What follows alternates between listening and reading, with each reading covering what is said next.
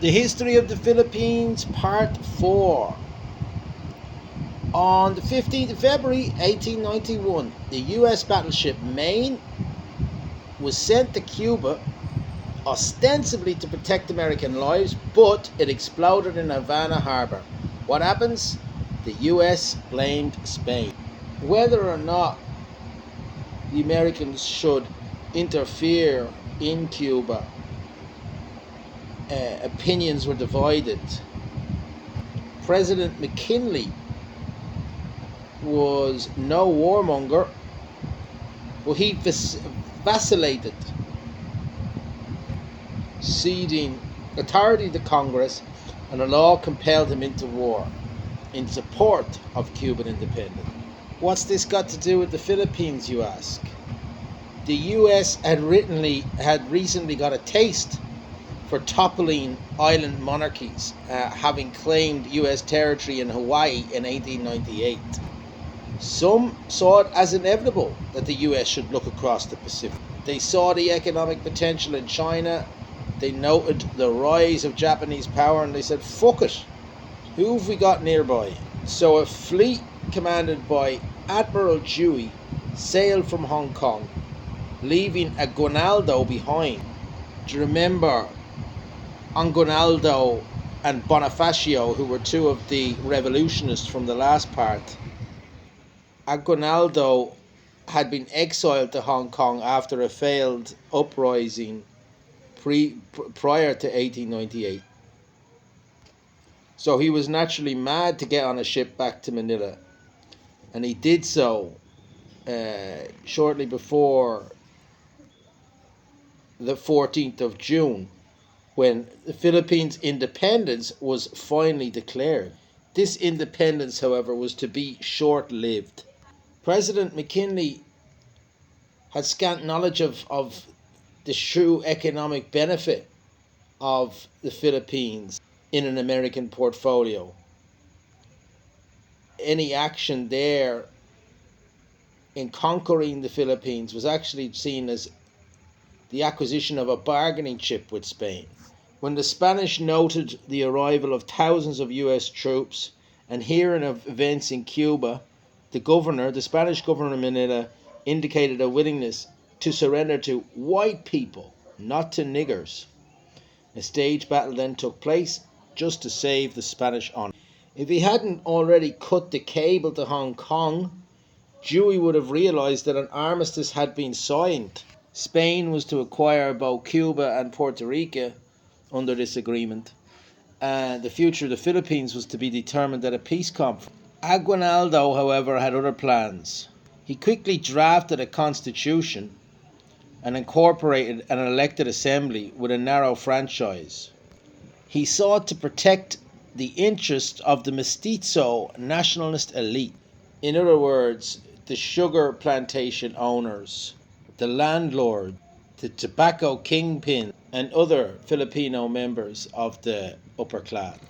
On the 10th of December 1898, the US and Spain met to draw up a treaty where both the Philippines and the Marianas Islands were handed to the US. At the time, there was public outcry in America against the expansion of the empire in the Pacific. The Anti-Imperialist League, including writer Mark Twain and the industrialist Andrew Carnegie, were hard up against it. The treaty was eventually passed by only one vote, but by then open conflict had broken out in the outskirts of Manila. The Filipinos didn't have a chance. They were forced to resort to guerrilla tactics. They were treated as bandits, not soldiers. Torture was widely used to extract information. The killing of US troops by Filipinos led to a local US commander ordering, "I want no prisoners. I wish you to kill and burn. The more you kill and burn, the more you will please me." So Aguinaldo didn't stand a chance.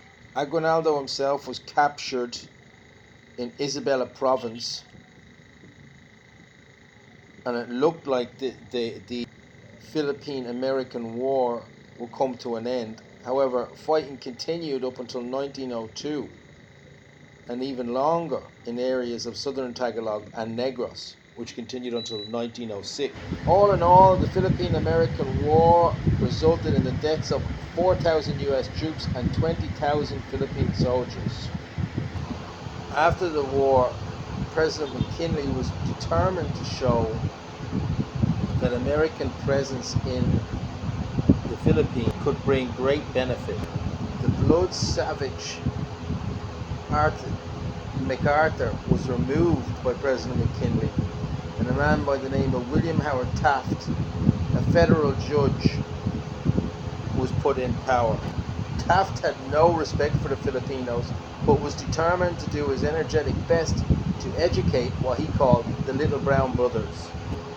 The injection of American ways proved less problematic, made a whole lot easier by the cooperation of the aforementioned elite.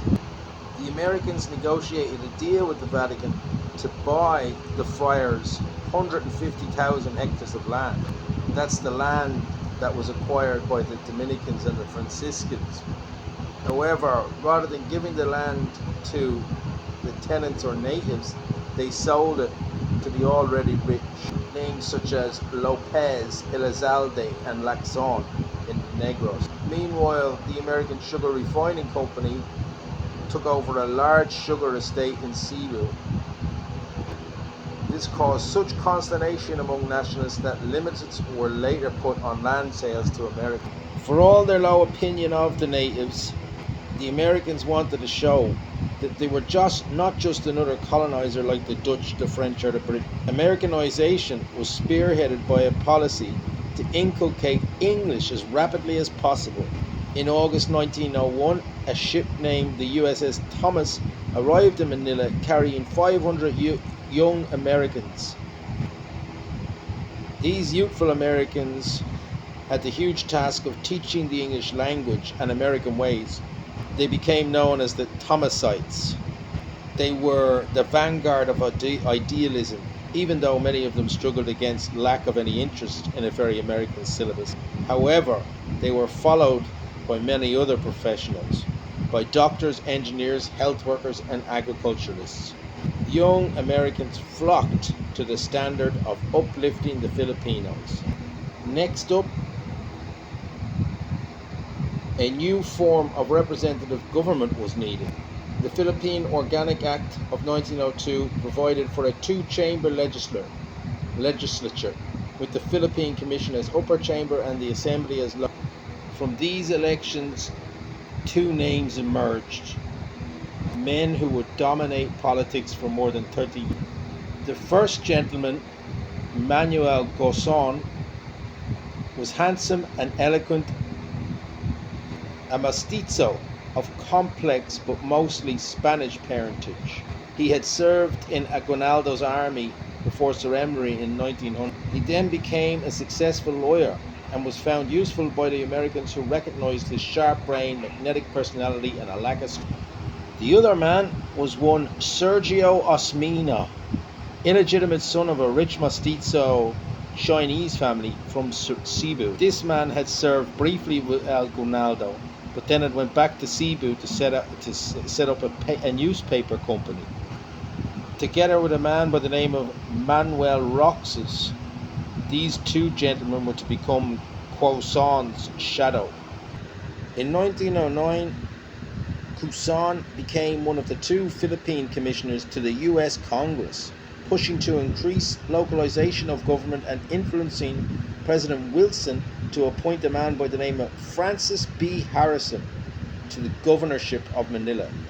On his arrival in 1913, he declared, "Every step we take will be taken with a view to the ultimate independence of the island." On the ground, though, the situation was different. Locals, however distinguished, were kept out of white homes and clubs, and American men kept local mistresses while officially frowning on racial mixing.